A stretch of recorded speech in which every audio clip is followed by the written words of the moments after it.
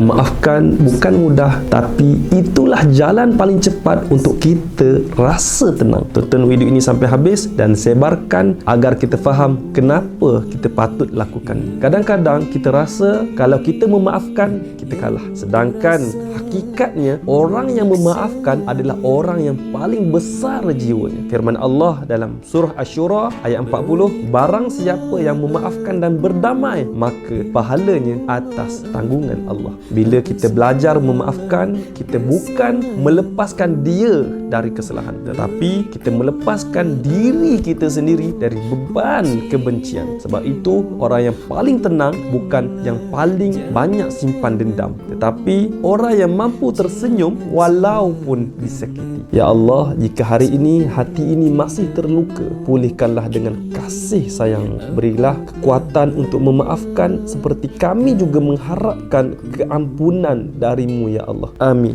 Komen ikhlas jika anda sedang belajar untuk ikhlas memaafkan. Like, comment, share dan save. Sebelum video ini di-delete, semoga share anda dikira sebagai salah satu dari dakwah menegakkan agama Islam.